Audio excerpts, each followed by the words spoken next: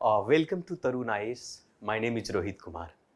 आज हम बात करेंगे द हिंदू का एक बहुत ही महत्वपूर्ण संपादिका जिसे आप एडिटोरियल कहते हैं, और ये एडिटोरियल्स हैं बेल्ट एंड रोड परियोजना से संबंधित, जिसे आप BRI कहते हैं। बड़ा सीधा सा सामान्य सी बातें हैं। आप सभी को पता होगा कि हाल फिलहाल में ACO का सम्मेलन हुआ था, और उस ACO के सम्मेलन में भारत के प्रतिनिधित्व के तौर पर भारत के विदेश मंत्री एस जयशंकर वहां पर पधारे थे, गए थे अर्थात। तो उन्होंने जाने के बाद जो है चर्चा हुई बेल्ट एंड रोड परियोजना पर।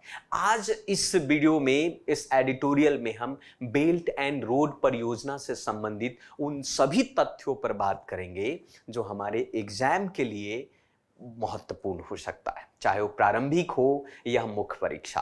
तो चलिए हम शुरुआत करते हैं कि आज हम क्या पढ़ने वाले। इस वीडियो में जो हम पढ़ने वाले हैं, 3 सबसे महत्वपूर्ण टॉपिक है। पहला टॉपिक है आपका बेल्ट एंड रोड परियोजना, या फिर आप इसे BRI belt and road initiative के नाम से जाना जाता है।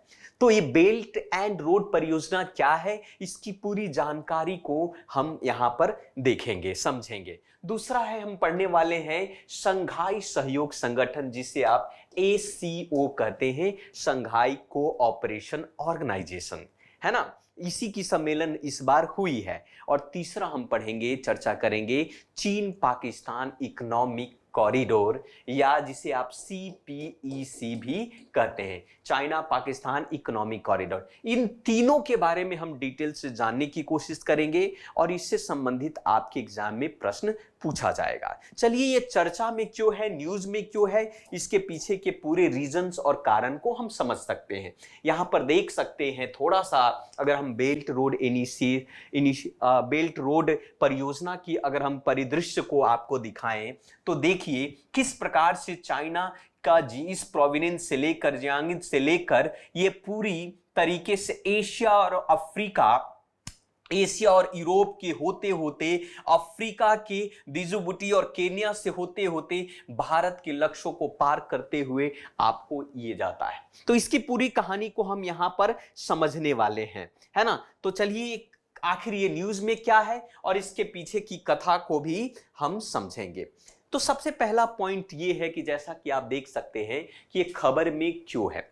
खबर में होने के पीछे कारण है कि भारत ने शंघाई सहयोग संगठन की बैठक के दौरान चीन की जो महत्वाकांक्षी परियोजना जो है, जिसे आप बेल्ट एंड रोड परियोजना का समर्थन करने से इनकार कर दिया। और क्यों करे भी क्यों ना भाई, क्योंकि भाई चीन जो है एक तरीके से भारत को अप्रत्यक्ष रूप से या प्रत्यक्ष रूप से विरोध करता है। ये तो हमारी एक पर्सनल इश्यूज के कारण हुआ। दूसरा ये है कि हम आगे में हम पढ़ेंगे कि यही बेल्ट रोड परियोजना जो है भारत के संप्रभुत्व के कुछ हिस्सों को टच करते हुए छूकर निकलती है। भारत एक संपूर्ण प्रभुत्व देश है, और किसी भी संप्रभुत्व देश से होकर अगर आपकी परियोजना जा रही है तो ये लाजमी सी बात है कि इस परियोजना का हम विरोध करें, क्योंकि वो बेल्ट रोड इनिशिएटिव के जो सदस्य देश है उसमें भारत नहीं है ना। तो भारत के विदेश मंत्री एस जयशंकर ने यह कहा कि अलग अलग क्षेत्रों को जोड़ने वाली जो परियोजनाओं को सदस्य देशों की संप्रभुता और क्षेत्रीय अखंडता के साथ अंतर्राष्ट्रीय कानूनों का सम्मान करना चाहिए, परंतु अगर आपकी परियोजना हमारी संप्रभुता से होकर जाती है तो हम इस परियोजना का विरोध करते हैं, हम इस परियोजना का समर्थन नहीं कर सकते हैं। लेकिन आप समझेंगे कि ये परियोजना है क्या, बेल्ट रोड इनिशिएटिव क्या है, इसकी चर्चा हम डिटेल से करने जा रहे हैं। दरअसल बेल्ट रोड इनिशिएटिव, जिसे आप बेल्ट एंड रोड परियोजना कहते हैं या फिर BRI कहते हैं, इसकी शुरुआत चीन के द्वारा वर्ष 2013 में किया गया था।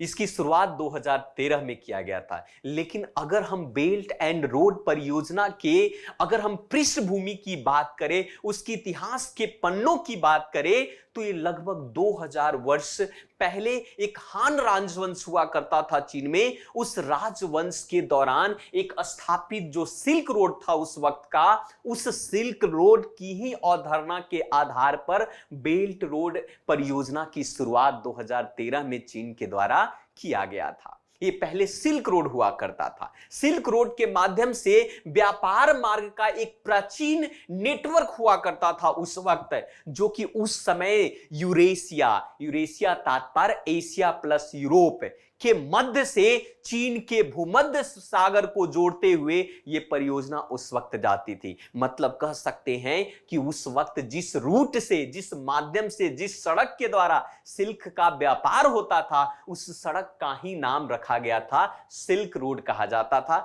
या सिल्क सड़क कहा जाता था। यही सिल्क रोड इकोनॉमिक्स बेल्ट और 21वीं सदी में ये समुद्री मार्ग को जोड़ते हुए समुद्री silk road, one belt one road के रूप में भी जाना जाता है। और इसी परियोजना, ये ऐसी परियोजना है जो आप कह सकते हैं कि एशिया, खाड़ी क्षेत्र, अफ्रीका, यूरोप के सड़क, रेल, समुद्री मार्ग से जोड़ने वाली एक बहुत बड़ी परियोजना के रूप में ये उभरता हुआ दिख रहा है ना। लेकिन भारत का विरोध करना ये हमारा फर्ज है ना। तो ये देख सकते हैं कि ये परियोजना कैसे ये आपको चौमुखी रूप से चारों तरफ से सारे महादेश को टच करता रहता है।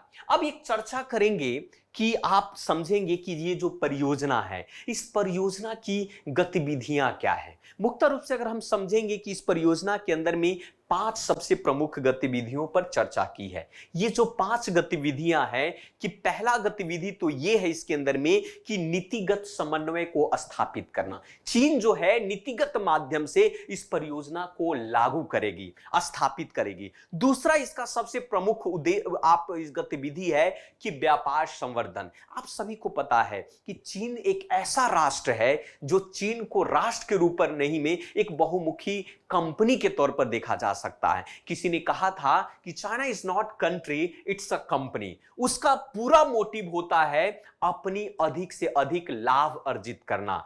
तो इस परियोजना के माध्यम से चीन चाहता है कि व्यापार का संवर्धन हो, व्यापार जो है पूरे विश्व में चीन का व्यापार फैले। अर्थात ये इस स्वप्न के माध्यम से, इस परिलक्ष्य के माध्यम से चाइना जो है विश्व का सबसे बड़ा अर्थव्यवस्था वाला देश बनना चाहता है। ये इसके और हर राष्ट्र ऐसा करना चाहता है ना। उसमें अगर वो कर रहा है तो इस बात में हमें ऐतराज होने की आवश्यकता नहीं है। भारत को भी इस तरीके की पहल लाने की आवश्यकता है। दूसरा है भौतिक कनेक्टिविटी।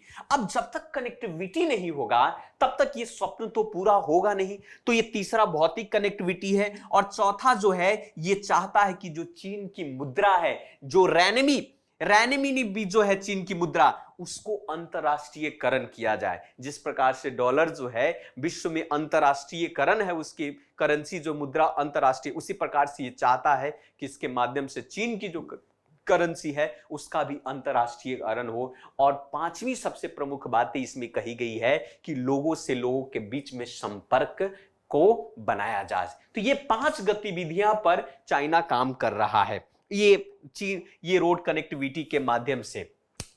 अब यहां पर यह समझने की कोशिश करेंगे सर कि इस परियोजना के तहत चीन का सबसे प्रमुख उद्देश्य क्या है। सबसे प्रमुख उद्देश्य की अगर हम चर्चा करें तो सबसे प्रमुख उद्देश्य है कि चीनी पूंजी, श्रम और प्रौद्योगिकियों का निर्यात करें। चाइना चाहता है कि हमारे देश का जो कैपिटल है, हमारे देश का जो लेबर है, जिसे श्रम कहते हैं, हमारे देश की जो तकनीकी है, प्रौद्योगिकी है, साइंस एंड टेक्नोलॉजी हो, पूरे विश्व में इसका निर्यात हो, अर्थात इसका एक्सपोर्ट हो, है ना। दूसरी ये भी है, कहता है कि जो बीजिंग के तत्वाधान के एक नए के तौर पर, तत्वाधान के नए में बंदरगाह, औद्योगिक केंद्र, विशेष आर्थिक क्षेत्रों का निर्माण किया जाए और साथ साथ में सैन्य सुविधाओं का विकास हो। अगर ये जो है हर जगह अपनी कनेक्टिविटी को फैलाएगा तो साथ साथ में जिस प्रकार से अंग्रेजों ने भारत पर अपनी व्यापार के माध्यम से इस तरीके से स्थापित किया, सैन्य को स्थापित किया था, उसी प्रकार से चाइना भी अपनी सैन्य सुविधाओं का विकास करेगा विश्व के जगह जगह पर, चाहे श्रीलंका हो, चाहे जिबूती हो, चाहे और जहां जहां पर भी उसका प्रसार है वहां पर वो करेगा ही करेगा। ये इसके पीछे उसका रहस्य है। इसीलिए भारत नहीं चाहेगा कि इस तरीके की परियोजना जो है चाइना के द्वारा सक्सेसफुल हो। तो भारत इस परियोजना का विरोध करता है, क्योंकि इस परियोजना के एक हिस्से के रूप में यह भी आपको देखने को मिलेगा कि चीन पाकिस्तान इकोनॉमिक कॉरिडोर, जो चीन पाकिस्तान इकोनॉमिक कॉरिडोर जो है वो भारत की जो पाकिस्तान अधिकृत कश्मीर है, पीओके है, जो कि भारत का हिस्सा है, भारत का संप्रभुत्व है, जो पाकिस्तान के द्वारा उसको कब्जा किया गया है, उस संप्रभुत्व से होकर चाइना पाकिस्तान इकोनॉमिक कॉरिडोर होकर गुजरता है। और अब बताइए कि किसी भी राष्ट्र के संप्रभुत्व से गुजरकर कोई दूसरे राष्ट्र का कोई परियोजना गुजरता है तो उस राष्ट्र का भलाई उसी में है कि उस परियोजना का बहिष्कार करे, उसका सपोर्ट ना करे। और भारत भी ऐसा कर रहा है। हमारे एस जयशंकर साहब ने एसीओ के सम्मेलन में अगर इसका बहिष्कार किया है, इसका समर्थन करने से इंकार किया है, तो ये हर राष्ट्र ये करेगा। अगर इसके स्थान पर चाइना भी होता तो यही काम करता। तो इसीलिए तो इस चीजों को हमें समझना होगा। अब इन सभी चीजों को समझते हुए सबसे पहले हम यह समझने की कोशिश करेंगे कि ये आखिर चीन पाकिस्तान इकोनॉमिक कॉरिडोर है क्या। इसके बारे में हम जानने की कोशिश करेंगे कि चीन पाकिस्तान इकोनॉमिक कॉरिडोर क्या है। दरअसल चीन पाकिस्तान इकोनॉमिक कॉरिडोर की अगर हम बात करें तो चीन और पाकिस्तान के बीच में एक द्विपक्षीय समझौता है इस परियोजना से संबंधित। मतलब आप कह सकते हैं कि जो चीन पाकिस्तान इकोनॉमिक कॉरिडोर है ये बेल्ट एंड रोड परियोजना के तहत सबसे बड़ा प्रोजेक्ट है, एक सबसे बड़ा प्रोजेक्ट में से एक माना जाता है। मतलब आप इस चीजों को समझेंगे कि जो सीपीईसी है, चाइना पाकिस्तान जो कॉरिडोर है, उसमें जो चीन का उत्तर पश्चिम वाला भाग है, राज्य है, जिसको आप सिनजियांग कहते हैं, सिनजियांग का नाम आपने सुना होगा, वहीं पर उइगुर है ना, उइगुर जो है वहां की जनजाति मुस्लिम जनजाति रहती है, जिस पर चाइना जो है पूरी तरीके से एक कह सकते हैं कि भाई प्रताड़ित करता। ह्यूमन राइट्स वाले ने भी काफी उसके अगेंस्ट खड़ा हुआ। तो चीन का जो उत्तर पश्चिम का सिनजियांग वाला रीजन है, वहां से लेकर पाकिस्तान की जो पश्चिम प्रांत है जिसे आप बलूचिस्तान कहते हैं, उस बलूचिस्तान में स्थित ग्वादर बंदरगाह को जोड़ने वाली एक बुनियादी ढांचा है, एक इंफ्रास्ट्रक्चर परियोजना तैयार किया जा रहा है, जिसमें 3000 किलोमीटर का लंबा मार्ग होगा। और वो मार्ग भारत के संप्रभुत्व अर्थात कि पाकिस्तान ऑक्युपाइड कश्मीर से होकर गुजरता है। यह चीन पाकिस्तान इकोनॉमिक कॉरिडोर की बात मैं यहां पर कर रहा हूं, है ना। आप यहां पर देखिए, तो इसी लिए कहा गया है कि ये जो चीन पाकिस्तान है, इन्हों के बीच में एक द्विपक्षीय समझौता है। और ये द्विपक्षीय समझौता का मेन उद्देश्य ये है कि चाइना और पाकिस्तान में ऊर्जा, औद्योगिक और अन्य बुनियादी ढांचाओं का विकास परियोजनाओं के साथ राजमार्गों का विकास करेगा, रेलवे का विकास करेगा, पाइपलाइन के नेटवर्क के साथ साथ पाकिस्तान में कनेक्टिविटी का बढ़ावा देगा। और इसी के माध्यम से, इसी कॉरिडोर के माध्यम से चाइना जो है चाहता है कि हिंद महासागर तक पहुंचने में सक्षम बन जाता है। तो ये चीन पाकिस्तान इकोनॉमिक कॉरिडोर परियोजना है, ये जो है, जो कि इसीलिए भारत इसका विरोध कर रहा है कि हमारे संप्रभुत्व से होकर वो चीजें गुजर रहा है, हमारे क्षेत्र से होकर वो गुजर रहा है। थोड़ा सा यहां पर आप समझने की कोशिश कीजिए इस मैप के माध्यम से कि आप देखो, आप ध्यान से देखेंगे तो ये हमारा भारत का क्षेत्र है, ये भारत है हमारा, भारत माता। आप देखेंगे ये जम्मू कश्मीर का पूरा रीजन, लेह लद्दाख का रीजन है आपका, और इंडियन ये ऑक्युपाइड कश्मीर, और ये जो रीजन है आप देखेंगे ये जो पाकिस्तान ऑक्युपाइड कश्मीर के तौर पर इसको कहा जाता है। यहां से ग्वादर से ये शुरू होती है, आप ये देखेंगे नेशनल हाईवे 84 से शुरू होता है यहां पर, यहां जाते हुए किला साहिब से होते हुए यहां पर देखेंगे कि भारत की टेरिटरी को टच करते हुए निकलता है। आप यहां से दूसरी आप समुद्र मार्ग से चलेंगे, सिंध बलूचिस्तान वाले रीजन से होते होते आप यहां पर देखेंगे कि इस तरीके से भी वो टच करते हुए निकल रहा है इस परियोजना। तो कहने का मतलब ये है कि जो चाइना इस रीजन से, इसीलिए अब हमारे संप्रभुत्व से होकर गुजर रहा है भाई, तो हम क्यों इस पर, आप क्यों, हम तुम्हारे सदस्य भी नहीं है, मेंबर भी नहीं है, तो क्यों होना चाहिए? तो इस चीजों को लेकर यहां पर चर्चा चल रही है। अब सबसे प्रमुख मुद्दे पर चले आते हैं कि जहां चर्चा हुई है वो है शंघाई सहयोग संगठन, जिसको आप एससीओ कहते हैं। अब थोड़ी एससीओ के बारे में जान लेते हैं, क्योंकि एससीओ से रिलेटेड आपके एग्जाम में प्रश्न पूछे जाते हैं, कई बार प्रीलिम्स में भी प्रश्न पूछे जा सकते हैं। एक्चुअली जो एससीओ जो है ना, जिसे आप शंघाई सहयोग संगठन कहते हैं, इसकी शुरुआत 2001 में हुई थी, चाइना के शंघाई में हुआ था, है ना। पहली बार जब एससीओ का गठन हुआ था, जब शुरुआती में, तो उस वक्त सिर्फ उसको शंघाई 5 के नाम से जाना जाता था, क्योंकि उसमें मात्र 5 देश हुआ करते थे। वो 5 देश कौन कौन सा थे? काजाकिस्तान था, चाइना था, कायरिस्तान था, आपका रूस हुआ, तजाकिस्तान, ये 5 देश हुआ करते थे शुरुआती में, जिसको आप क्या करें, शंघाई 5 के नाम से जाना जाता था, है ना। 2001 में ही अगर हम बात करें उस वक्त, तो उज्बेकिस्तान को भी इसमें शामिल होने के बाद जो है इसका नामांकन किया गया और इसका नाम दे दिया क्या, शंघाई कोऑपरेशन। शंघाई 5 के नाम को बदलकर एससीओ रखा गया, शंघाई कोऑपरेशन ऑर्गेनाइजेशन इसको रखा गया, है ना। अब बात होती है कि भाई उज्बेकिस्तान के शामिल होने के बाद इसका नाम में परिवर्तन किया गया, ये चीजों को आप समझ सकते हैं। लेकिन क्या होता है कि 2017 में भारत और पाकिस्तान को भी इसमें जोड़ दिया जाता है, भारत और पाकिस्तान को भी इसमें क्या किया गया, ऐड कर दिया गया, इसको भी संगठन के सदस्य बना दिया गया।